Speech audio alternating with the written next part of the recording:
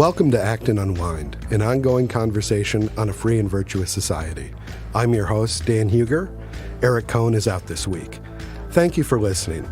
I want to ask that if you're listening to us on our website, that you navigate to the show notes for this episode to find a link to subscribe directly to Act and Unwind at Apple Podcasts, Google Podcasts, Spotify, or anywhere else you listen to find podcasts. And if you like this program, please leave us a 5-star review at Apple Podcasts so as to help more people find our show. This week, I'm joined by Sarah Negri, Acton's Research Project Coordinator, and John Pinheiro, Director of Research here at Acton.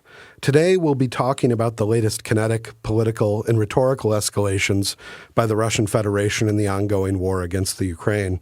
But first, I want to begin our discussion closer to home here in the United States. While there is a wide-ranging national consensus that today is indeed Monday, and that consensus even extends to the fact that it is October 10th, there are, however, 2 additional days listed on my calendar that I noticed this morning, Columbus Day as well as Indigenous Peoples Day, about which there is some dispute. One of the questions I would like to explore today is if there need be any sort of dispute.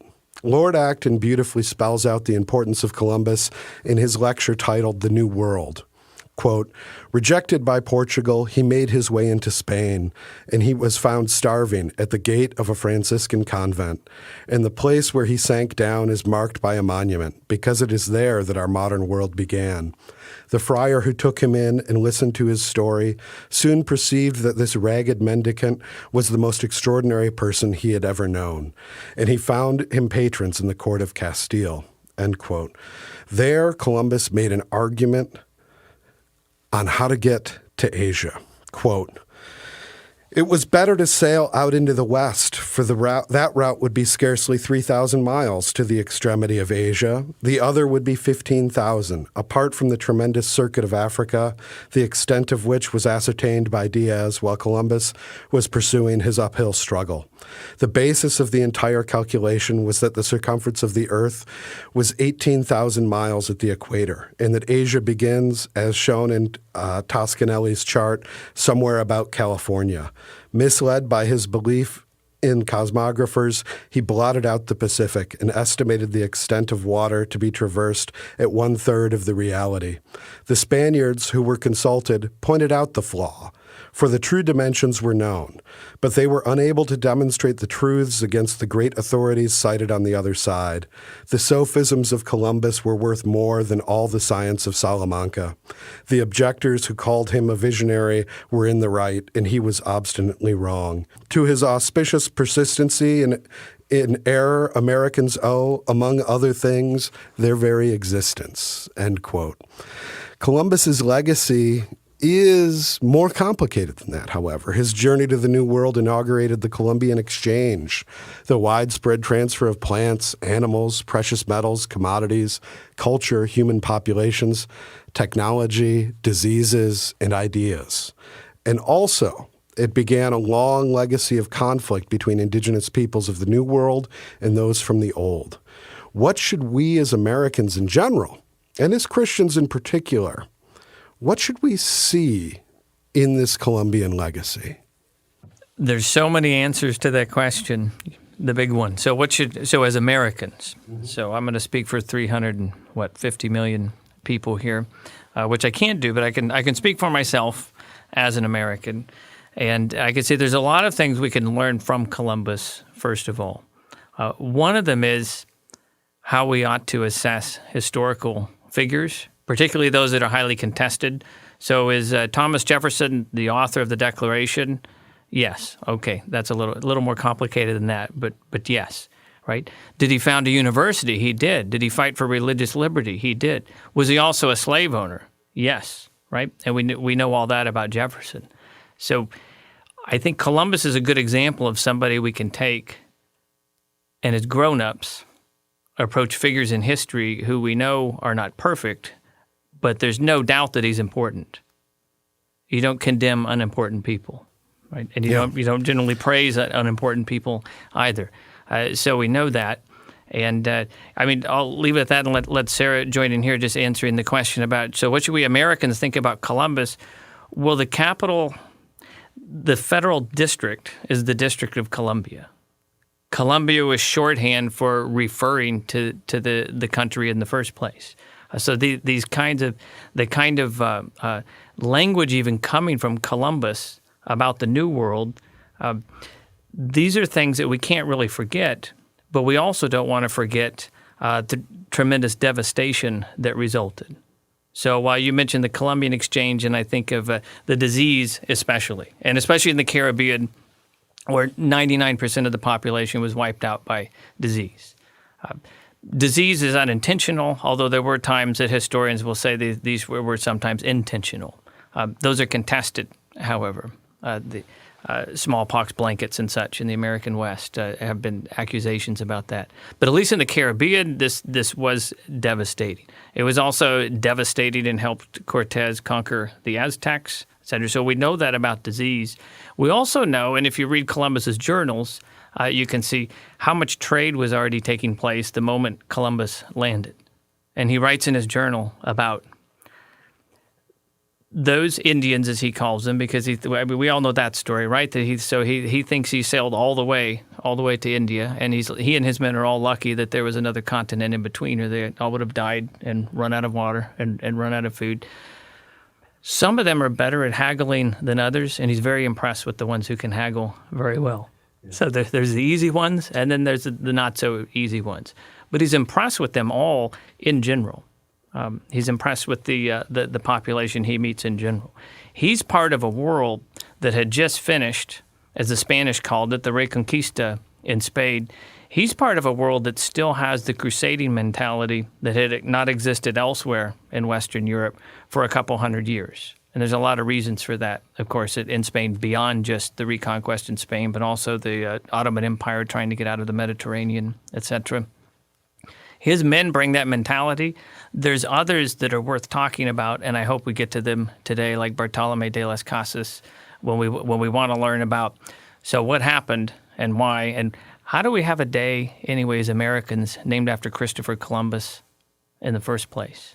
Yeah, I'd like to sort of echo John's sentiments about why this is valuable as Americans in terms of our history. With all of the naming conventions after Columbus, you can see that he was valued in prior centuries by Americans as very important. And I think we shouldn't discount custom in terms of cities that have been named after him, monuments of him. Certainly historical perspectives can shift, and I think we've seen more of a shift lately to the errors of Columbus and his explorers. But I think you should also look at how he's been valued in the past. And history is messy, so it's important that we remember the history. There is, Lord Acton used to say that great men are almost always bad men. And when you have these deeds that have world historical repercussions, some of those repercussions are going to be for ill effect. Now, there is someone that John brought up, Das Casas, who is also a great man in his own right and a great theologian, who brings to bear, I think a lot of when we think about how we think about a lot of these conflicts as Christians. We have very early Christian responses to the excesses, to the negative aspects of colonization. John, could you unpack a little bit of that for us? I can. I would first say let's be careful on labels like good and bad, especially even when we're dealing with Columbus. So is it true that after Columbus, the Columbian Exchange began, the conquest began, the conquistadors, encomienda system, etc., the English, the French, the Dutch, you name it? That's all true, but that doesn't mean Columbus perpetrated some of the horrors that we're talking about here. Absolutely, yes. In fact, there are descriptions, especially by Las Casas, who I get to in a moment, describing Spanish soldiers wiping out entire villages, men, women, and children in the place, just knee-deep in blood. There's arguments among theologians in the church, Las Casas included, arguing against this, that forcible conversion is okay. and so that it's okay to put people to the sword to convert them. And the arguments in response to that, usually given by Dominicans, but not by Franciscans, but that doesn't go in every case. But these debates, not just about the humanity of the Indians, but whether forcible conversion is okay. And so there's these famous debates that Las Casas, for instance, participated in, and he's using Aristotle to say it's not okay, and his opponent, Sepulveda, is using Aristotle to say, yeah, it's actually all right, and here's why. So Las Casas came shortly after Columbus. He was an owner of an encomienda. The encomienda system is the system, when you think of the horrors of at least Spanish colonization, it's the encomienda. These people are the locals, the colonized, are entrusted to somebody, and they're not quite slaves, but they're not quite not slaves. So the land, the people, everything's entrusted. This was a system that had been used in Spain. It's also a system discovered in Mexico, for instance. In other words, there's a local version of this as well. I mean, that's part of the story. When you think of Cortez and you wonder how can a couple hundred people conquer the Aztecs, it helps that there's a lot of people who hate the Aztecs' guts. Yeah. For what they've been doing to their neighbors, along with, of course, the disease which harmed the Aztecs. But back to Las Casas. So Las Casas came to the same area, the Caribbean. He sees these horrible things. He's an encomendero for a while, and then he underwent a conversion. I think around 1510, 1514, somewhere in there. So that's pretty soon after Columbus's voyages, and he went back. And he's talking to Charles V, the Holy Roman Emperor, and the kings in Spain and the Pope, and he's telling them, look, this is terrible. You might be trying to spread the gospel, but here's what else is going on. And he's mainly talking about the bloodletting and the attacks and how bad the encomienda system is. And this led to debates and changing of laws. But as the English later learned about America, you can make laws in England, like the Navigation Acts. Yeah. It doesn't mean the people thousands of miles away across the ocean are going to obey those laws. Mm-hmm. And so I don't know how much more you want me to say about Las Casas, the famous Dominican in these debates who helped bring about the new laws of the Indies. And at least at the college where I used to teach at, there was a dormitory named after Las Casas. He's one of the more famous Dominicans. But he also at one point suggested African slavery as a replacement rather than enslaving the Indian. So there's not a lot of perfection to go around. In fact, there's none among people. Yeah. But these are things to keep in mind as well, even when we're talking about Las Casas. Well, I like what you said about them still having the conversation, though. They're considering the moral implications of exploration already in that time. You said they're both using Aristotle to kind of justify their own position. So I wonder, I mean, there's different moral considerations that we maybe put more weight on today, but it's not like they weren't thinking about it at the time and what it meant for their culture and the culture that they were experiencing on the other side of the world. I don't know, I feel like sometimes we can look at one factor, like that they were encouraging slavery or that they owned slaves, and that has become sort of the utmost moral factor. And yes, that's very problematic, but it sounds like they were also evaluating that at the time within their different cultural framework. Is that the case? Yes, and Las Casas was able to win the day with argument. So there is a historian who is famous in the mid-20th century, Will Durant, because he wrote these huge tomes on the history of the world, which I would say is a pretty ambitious project, right? And one of the things he said is that when it comes to judging those in the past, while it might be unfair to judge from the future and from our own moral sensibilities, I'm not sure this is accurate, by the way. I'm just talking about Durant. He said you can judge people by the sentiments and judgments of their own time. So in a way, that could lead us to be more condemnatory of the conquerors, right? Because there are people saying, no, you can't forcibly convert. No, you can't enslave them. In fact, in general, slavery is a bad idea, and here's, is immoral, and here's why. And but the fact that there's a debate, sure. What's not true is that the Spanish were unique in this. So what Oliver Cromwell did is translate Las Casas' famous book, The Destruction of the Indies, translate it so that it could serve as a rationale for the English conquest of places like Jamaica and elsewhere in the Caribbean when Cromwell was in charge of England during the Civil War. Mm-hmm. And I want to say Las Casas' destruction of the Indies went through maybe 100 editions in its first 100 years. I mean, it was just translated time and again into Dutch, into English, into German, and gave birth to this idea that the Spanish were unique perpetrators in the conquest. But there's enough guilt in that sense to go around. There was a fascinating presentation this past Friday at Acton. We had our second annual sort of academic colloquium from Christian political economy to Christian socialism. And the historian Michael Dauma at Georgetown, who's our reviews editor at the Journal, gave a fascinating presentation of slavery in New Netherlands and among the early Dutch settlers of Manhattan, Long Island, the Hudson River Valley. And a lot of that history is less well documented or well publicized than what you have. And I think many historians refer to this now as the Black Legend of there was a concerted effort, although these evils of slavery happened, although this legacy happened, the unique sort of attention to Spain is something of a political project of its own by Protestant princes, kings, to paint the Spanish as sort of uniquely cruel when we know that this is a sort of endemic phenomena in New World colonization among all of the European powers.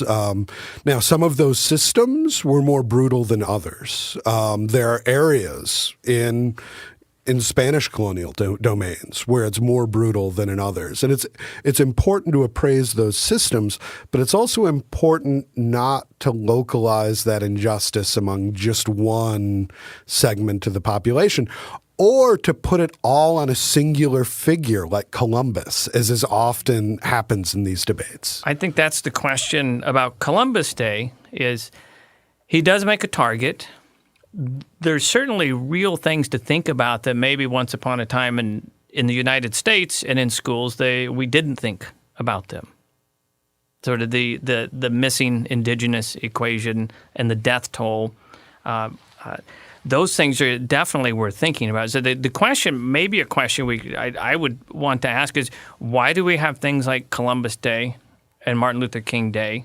And also Indigenous Peoples Day, which is on Columbus Day. Mm-hmm. Why do we have days like this? How do we decide to have days like this? There's this civil religious sensibility that we need to have these holidays, which usually evolve into shopping days for the most part if the day's off, yeah. Right? And then there's, of course, holy days for people, which are also considered holidays and on some calendars. So it was Franklin Roosevelt that approved Columbus Day as a federal holiday, but it had existed before that in some states. Mm-hmm. I've been thinking a lot about this kind of leading up to this conversation. I didn't even know until recently that Columbus Day was implemented in response to the Italian-American community being persecuted on some level. And it seems to me that makes me question the idea of celebration in general. Like, what are celebrations for, particularly national celebrations? So I was thinking through some of our other holidays. 4th of July, you hope that everybody celebrates that in America. I mean, that's kind of the foundational one. Aside from that, maybe Thanksgiving. You've got declared as a national holiday. People celebrate that regardless of political religious convictions, but most of the others are either religious or on some level only affect maybe a portion of the population. So when you're talking about things like Veterans Day, everyone should celebrate that, but people are going to celebrate it more when it hits closer to home, when you have a veteran in your family. And so it's interesting to talk about what makes a federal holiday and what makes a national holiday. How do you want to single out certain days for the whole country to celebrate? And I think it's just hard to do that with every single holiday we have. Even New Year's, things like that. Certain people of religious subcultures won't celebrate January 1st as their New Year's because there's a religious dimension to it for them. And so Columbus Day made me think, well, maybe this is something where a subculture of America was sort of turned into a national holiday, and it's hard to make everybody happy with something like that. One of the things you look at this project of Columbus Day, is part of it is celebrating the positive legacies of Christopher Columbus himself, but it's also intimately tied into the place of Italian Americans in American life, who were not always at the center of American life, who were often marginalized, as many Catholic immigrant communities were throughout the 19th century, early 20th century. And one of the things that I think President Roosevelt has in mind is part of this is crafting a shared national identity that embraces newer communities in America, like Italian Americans.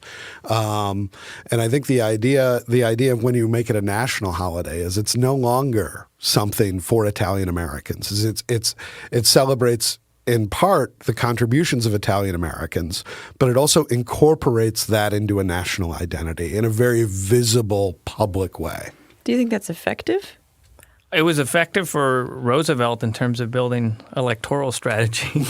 I mean, that was his plan. You got to give a little something to everybody. I'd kick that up a notch and say that this was also about Catholics in America, because the most opposed group to Columbus Day was the Ku Klux Klan, which had been reborn in the 1920s as not simply an anti-black organization, but also anti-Jewish and anti-Catholic organization. And Columbus was a figure who was already celebrated by all Americans, right? Yeah. And because he's already celebrated, say, wow, so we can go back before George Washington. We can track back before John Winthrop even. We can go back before the Pilgrims, right? And here you are, and here's Columbus, and he's Catholic, and he's Italian, but he sails from Spain. And here's somebody then deeper in the past who all Americans can lay claim to, and by the way, happens to be Italian, and he happens to be Catholic, and that's sort of the goal with that holiday. The question is, in a country like the United States, as we've become now so broken down into identitarian politics, I think Sarah's right that you're not going to make everybody happy, and there's some really small but vocal groups who everybody would love to have their own day or their own month. Yeah, and there's only so many days to go around. The church found that out with feast days during the Middle Ages. Yeah. So one of the interesting points of where this controversy is, it's not merely about Columbus Day, but there is now Indigenous Peoples Day, which is of a more recent vintage and honors the First Nations of the Americas, their history, their cultures. And the original form of this was first established in South Dakota in 1989 under the name Native American Day, which was to be celebrated not alongside but instead of Columbus Day in South Dakota. Some other states have, since the 2010s, followed suit adopting Indigenous Peoples Day. Some have sought to replace Columbus Day, while others have sought to have them celebrated side by side. So you have an interesting, when we talk about the origins of Columbus Day as a national holiday, as being an effort to include Italian Americans. President Roosevelt was from New York State, very large Italian Catholic populations and in South Dakota, we have a very large Native population, lots of First Nations people in South Dakota. And this is part of an effort in South Dakota in the late 80s, early 90s that's also ensconced in South Dakota politics just as much as these sort of national Columbus Days are.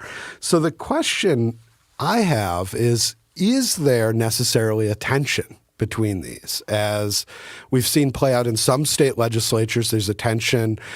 We noticed last year President Biden issued two proclamations, one celebrating Columbus Day and one celebrating Indigenous Peoples Day. So at least there's a modern, very contemporary effort.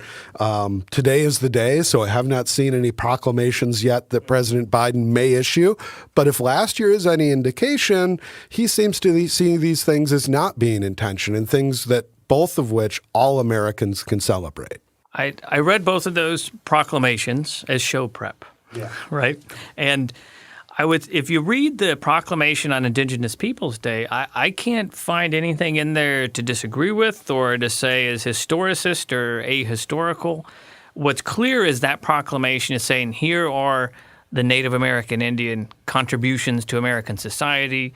The government's committed to honoring treaty obligations, et cetera, which the U.S. government has said many times over a couple centuries. Sometimes more genuine. Sometimes more genuine than others, genuine. sure. Yeah. But if you read the proclamation on Columbus Day, it doesn't really read like it's about Columbus and exploration. And I think maybe that's his best value to us, is just kind of that human spirit that can say, I'm going to go out and do this thing and nobody else thinks it's going to work. Not because the earth is flat. Nobody thought the earth was flat, right? But just because of the distances, et cetera. And it's not going to work. And he's doing it. You read his journals and it's kind of exciting. Like, well, we saw a tropical bird today. Now we saw two birds. There's a log floating and they're out there and they're looking. But if you read the proclamation on Columbus Day, it's not about the human spirit and creativity and exploration and some of those things that we could use a lot of just in terms of the economic creativity, right?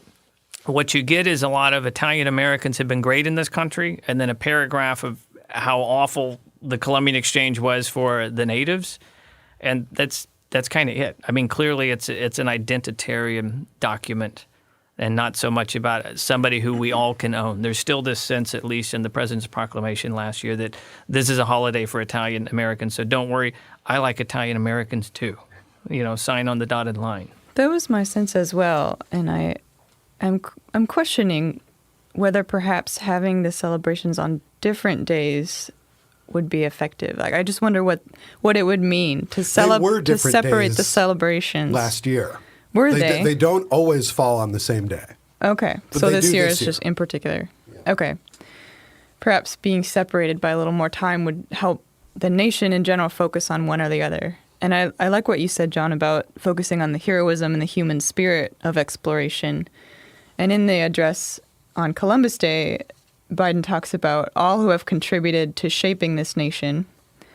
Whereas in the one for Indigenous Peoples Day, he says, in honor of our diverse history and the indigenous peoples who contribute to shaping this nation. So there's sort of a general and then like a subset. And I feel like it would be interesting to see if we honored perhaps all explorers on a particular day. Explorers Day.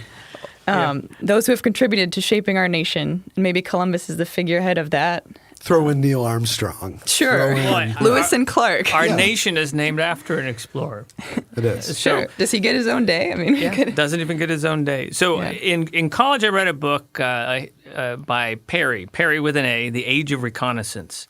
And I remember it really grabbing my imagination. And it was about this age of reconnaissance. It started with Henry the Navigator in Portugal, who began I'll say it's a school, but there were hardly any Portuguese in it. It was all almost Italian navigators from northern Italy, and stretching on into the Portuguese efforts to sail around Africa, which was one potential route to Asia. Then the other project which was to sail around the world and get to Asia that way. But the whole mapping the oceans, the currents, the different seasons, where to land, how to get through areas with shoals. It's great, exciting narrative. I think if we're gonna think about Columbus, we don't want to lose sight of that because of the ensuing centuries and the conquistadors and the kind of stuff Las Casas describes. I mean, that's just a mature way to look at the past. We don't want to bury it either. I don't think any American should die on the hill of having to defend Columbus's perfection or somehow pretend that the horrors of the conquest didn't happen. I mean, we don't have to do that either. We just want to assess the past for what it is and the human person for what he is. I agree with that. And I think having a day for Indigenous peoples does celebrate the contributions of the Indigenous peoples of America and also calls to mind the history. But I think it's also a consideration of what's the nature of celebration? What does it mean to set aside a holiday, a federal holiday, to celebrate something? I was musing about this, and I think there's a distinction between a celebration and a remembrance. Remembrance can be a little more somber, and there's involved sort of a calling to mind of tragedies and horrors. So 9/11 is a day of remembrance.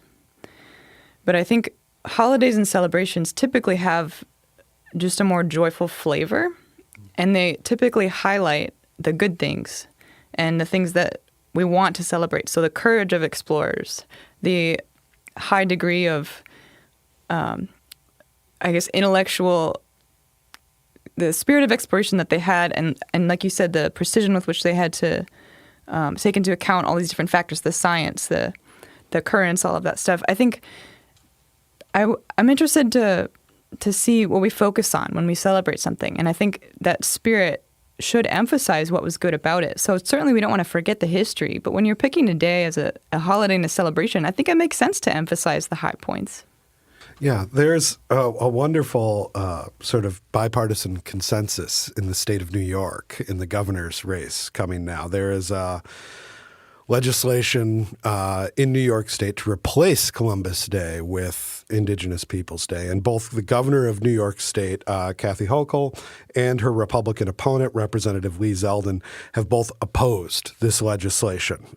There's a bipartisan desire to get the Italian-American vote? Well, this is the question. Am I interpreting this in an overly... So there is this a particularity of New York State politics, or is this a reflection that maybe we don't have to have a sort of zero-sum way of thinking about our nation's traditions, our nation's culture, that we don't have to choose, that there are ways that we can remember and that there are ways we can celebrate different aspects of our history, and there needn't be one narrative to rule them all? Well, let's hope it's the latter. Moving on to our second topic, from national debates over our shared history to sort of international conflict. There have been a number of alarming developments in the conflict in the Ukraine, the first of which I'd like to discuss occurred earlier today. According to Reuters, quote, Russia launched its most widespread airstrike since the start of the Ukraine war on Monday, raining cruise missiles on busy cities during rush hour and knocking out power and heat in what President Vladimir Putin has called revenge for a blown-up bridge. The bridge he's referring to was destroyed on October 8th and runs from the Russian Federation to Kirk in the Crimea, which is internationally recognized to be part of the Ukraine, but that Russia has held a sort of annexation referendum on and considers it an integral part now of the Russian Federation. Missiles tore into busy intersections, parks, and tourist sites in the center of the capital of Kyiv. Explosions were reported across the country, and Ukrainian officials said that at least 10 people were killed and scores injured, and swaths of the country left without power. End quote. Now, leaving aside the larger questions of the legitimacy of the war in the Ukraine, it seems to me that this latest round of airstrikes was designed to sort of deliberately target civilians and represents a clear violation of sort of principles of just war. What are your thoughts on these latest developments and what seems to be a sort of increasingly disintegrating situation? Well, my own thoughts on this are that this is typical of the Russian way of war. I mean, if you look at the wars Russia has been involved in since the demise of the Soviet Union in Georgia and Chechnya, etc., it's also it's a very 1940s-like way of going to war and really taking it to the civilian population. So I mean, I'm not surprised by it because Putin's back is against the wall. They run these sham referendums in some areas, claiming more of Ukraine as Russia. The Ukrainians are doing a very good job with NATO weaponry against the Russian army. So there's this type of desperation. This is the mention of the atomic weapons as well, and so launching missiles into Kyiv, which has been out of the front line for a long time at this point. I mean, as far as this war goes, right? And here's missiles into places at rush hour. So the damage is meant to be so horrific that the Ukrainians will stop. They'll stop fighting. We have an interesting sort of equivalency drawn. I mean, the reason this bridge was targeted is that this bridge is where the Russian Federation's military is supplied through the Crimea. And there's a sort of dubious false equivalence here. President Putin had called that an act of terrorism. And it's like, there is a war on, and there are militaries being supplied. And, all war is surely a tragedy, but there is a difference between a sort of, legitimate. There is a post-war consensus. You brought up a very 1940s way of doing war. And one of the things that comes out of the final settlement in the Second World War is the international community generally being more explicit about the differences between military targets, civilian targets, the legitimacy of those sorts of things. And I think you're absolutely right that that sort of post-war consensus is being ignored, and those things are sort of actively being conflated by the Russian Federation now due to an increasingly desperate situation on their part. We've also had mass mobilizations, a new round of mobilizations. We have many young men in the Russian Federation fleeing to Kazakhstan, to Georgia, to neighboring places because they do not want to be part of this. They do not want to enlist. We have 7 million Ukrainians. Over 7 million Ukrainians have been displaced by this conflict, and I fear that we're going to see an increasing number of Russians displaced from this conflict that do not want to be part of this sort of total war. Yeah, I see in this new round of strikes, I see just fear. I think it's an attempt to inspire fear in civilian populations. And I see also kind of that desire for revenge coming out on both sides. I watched a little bit about the burning of the bridge this morning, and some reactions from the Ukrainian population was, we were waiting for this. We wanted to see this happen, and now it's happened. And there's obviously the retribution on the Russian side as well. I don't know if there's a regard for justice. There's just a lot of revenge. And those sentiments, I don't know if they belong in the just war theory. I don't think they do. Mm-hmm. And you just see the fear and the reaction of horror. At least in me, that's what I've seen. Reading these stories, it feels like reading a history book. And I'm too young to remember the Cold War. And so all of this it's just very new, and it's very shocking. One thing worth pointing out maybe is that the bridge in Crimea, so Crimea is claimed by Russia. Russia has annexed it. In Putin's mind, this is an attack on Russia, not an attack within Ukraine against Russian forces. That might also explain the level of response. Yeah. Right? Which has been the threat, of course, of those newly annexed regions. Yeah, I'd like to turn to that now. Now, there's a political dimension to this conflict, and John has touched on this a couple times now. And that political dimension is expanded with a series of referendums held recently in 4 regions where the Russian Federation has a military presence in the east and south of the country. Now, as reported by the Associated Press, the Ukrainian President Zelensky responded to the annexation by announcing Ukraine's fast-track application to join NATO. In a decree released Tuesday, he also ruled out negotiations with Russia, declaring that Putin's actions made the talking to the Russian leader impossible.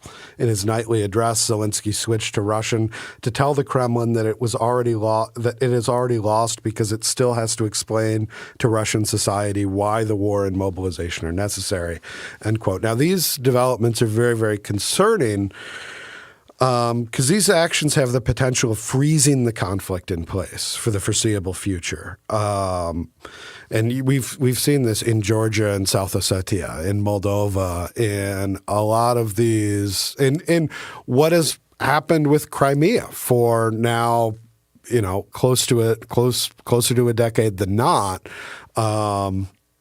These sort of political actions make it harder for any end of the conflict to happen in at least the foreseeable future. How does this affect the prospects for peace, and what are the dangers of having a frozen conflict like this, where you have two sides that don't even operate with a shared consensus as to the boundaries of their nations, and it's sort of cemented in the consciousnesses of both? When Yugoslavia in the 1990s broke up, and then there was ongoing civil war until the mid to late 90s in various places in the former Yugoslavia. The result was UN peacekeepers or NATO peacekeepers that are still there in places to this day. I don't think there's no way Russia would allow peacekeepers into an area that it claims is Russia in these 4 regions. But this is exactly the area where the fighting will remain if it ends up a protracted conflict because they claim this as Russia. So it's hard to see this. It's hard to see this ending well. And I know what President Zelensky must mean. Of course, look, we want victory. We want all of Ukraine. Well, does all of Ukraine mean also Crimea, or does it just mean post 2014 Ukraine, but pre-Russian invasion Ukraine? So there's a complexity there, and at some point, one would hope they could settle this, but why the Ukrainians aren't going to want to settle to the detriment of their territory and their people. And the Russians, I don't see them backing out under Putin. Yeah. And when you have, as Sarah pointed out, there's a psychological dimension to this of resentment and revenge. And, there have been tremendous sacrifices that Ukrainian people in all walks of life have made that's going to make it very emotionally difficult for any sort of political sentiment as well, or any sort of political solution as well. And this is one of those difficult, things where I see the Russian Federation. I don't see how at least the current government could agree to a peace on a terms that would be satisfactory to the international community, to the Ukrainians. And then, do we go back? One of the ways that these conflicts were settled in that pre-post-war consensus was through things like war exhaustion and people just being unable to fight. And that is the likes of, we haven't seen a war like that in a very long time. And that's very concerning. The last bit, and this is, Sarah touched on this, as being too young to have experienced the Cold War. I am just old enough to have experienced Rocky IV and those sorts of things in my youth. President Putin has made over the last few weeks several sort of vague insinuations. Some construe them as sort of veiled threats of a potential nuclear conflict. And the government of Poland has suggested hosting American nuclear weapons in Poland as part of a response. President Biden has suggested that there's a potential for nuclear Armageddon that's as high as we've seen since the Cuban Missile Crisis. Should we take those sort of threats of nuclear escalation seriously? And if those are serious threats, what is the most responsible way forward for both Western nations and the international community at large when you have those sorts of things weighing over this conflict, as well as all of these frozen conflict difficulties with an increasingly fragmented political landscape? Should we take them seriously? I think you should take any threat by a nuclear-armed nation seriously, especially when those are in the rules of engagement for the Russian military. That is a tactical use of nuclear weapons when Russia proper is threatened. So of course we should take that seriously. This is another one of those questions, though, where does the NATO involvement stop in helping to defend a non-NATO country, but one which, for all intents and purposes at this point, may as well be a NATO country because it's getting its weapons from NATO? And at what point do you cut off the weapons and say, well, the Russians are using tactical nuclear weapons now, so we're going to back off? Mm-hmm. That's a question I can't answer, but it's a question I hope people smarter than I am are thinking about, and more aware of the situation on the ground there are thinking about. That's what they need to be. That's what they need to be thinking about. I don't think you'll find a lot of people who would, in America anyway, that would think a nuclear Armageddon is worth defending 3 regions in Ukraine. So then what do you do when you're the policymaker, right? I think it's trying to find a balance between a deterrent and escalation. And you have the Polish foreign minister saying the consequences if there were a nuclear episode should be non-nuclear but devastating. And I don't have any ideas on how to find that balance. I think there should be some sort of response to prevent further escalation, but I don't know how you do that without promoting it.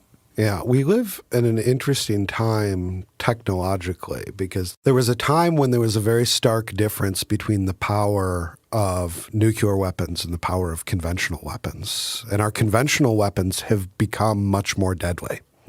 That gap has closed. At the same time, there is, sort of one of the principles of how, we've had armed conflicts between nuclear powers before. We have had them between India and Pakistan. And those were settled without resorting to nuclear weapons. And I wonder how much of just the presence of nuclear weapons has acted as a fantastic deterrent to nuclear conflict since 1945. But I don't want to see that genie out of the bottle, because that not only would affect this conflict potentially, but future conflicts in other parts of the world with nuclear powers.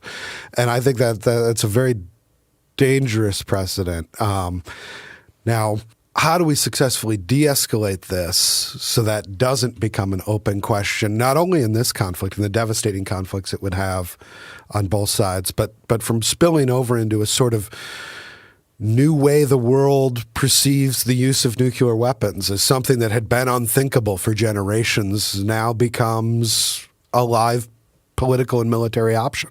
The Cold War is good to draw on here then. So if you think about all the proxy wars between the United States and the Soviet Union during the Cold War, none of them which went nuclear, and the United States supporting the Afghans against the Russians for a decade, for instance, the Russians supporting the North Vietnamese, et cetera, the Chinese involved in Korea. You name it, all those different proxy wars, big and small, during the Cold War, none of which turned into a nuclear war between the Soviet Union and the United States. But the other thing is, Dan, I'd say your question of just using the first person plural, saying like, what are we going to do about it? I don't know. Maybe we're not going to do anything about it because this is a war between Russia and Ukraine, and maybe the United States really isn't in charge of the world. And we might be a member of NATO, but Ukraine's not. And so these are the kind of questions you're going to have to be faced when we talk about to escalate or not escalate, or what should the response be? Yeah. That is an interesting, because this is one of the other interesting things about this war that sets it apart, is that a great many people slip into the we, as I have. There's a sort of vision of the international order that I have that is much more resonant with the claims of, Ukraine to its territorial integrity, towards international law. But there are also folks who slip into that we on the other side of we that oppose this sort of international order, that aren't necessarily Russians either. You have India has very assiduously distance itself from taking any side in this conflict. There are other nations. Belarus is beginning a mobilization now, thinking that the actions of the Ukraine in Crimea pose a threat to their vision of the international order, which is much more consistent with Russia's vision of the international order. So maybe that is the first step forward is realizing that maybe what will result from this is not a total victory for any sort of vision of the international order, but a sort of ideological demobilization has to happen first, and that people have to work towards realizing that there will be prudential sacrifices that will have to be made on all sides for there to be any sort of temporary, if not enduring, lasting peace. Sarah, as someone who has less of a time horizon on these international conflicts than John and I do, what's your perspective on those sorts of prospects? Well, my thought is that, as I said, when I read these news stories, it feels like a history book because I haven't experienced it in my lifetime. And my hope would be that with a historical perspective, we come to, like you said, kind of an ideological victory. Or not even ideological, but an ideological de-escalation. Sure. Yeah. And a victory of principles. Mm-hmm. I would hope that with the question of nuclear conflict, we look at our history and we see the mass destruction of human life as the greatest evil on both sides. And I would hope that that dictates our future actions. And I'm saying "are" again. The actions of all the nations who are involved on a national and international level. I would hope that the foundation of human dignity is primary in people's thoughts in both respective governments that are involved. And I think the casualties and the tragedies that we've been seeing in the news, while awful, can help cultivate that perspective. And people will start to say no more. And you'll see, as you said, there's inner turmoil within Russia where people don't want to be drafted because they don't believe in the war. And I would hope that those principles and the underlying dignity of human beings comes to the forefront. I think that is a fantastic way to end as a principled-centered podcast. Let's call it a wrap here. Thank you for listening to Act and Unwind. If you are listening to this podcast on our website, please look in the show notes for a link to where you can subscribe directly to Act and Unwind, or just search Act and Unwind in your favorite podcast app. Also, please rate and review us on Apple Podcasts, 5-star reviews only, so that more people can find this program. Thanks to Sarah. Thanks to John. For the Acton Institute, I'm Dan Huger. We'll see you next week.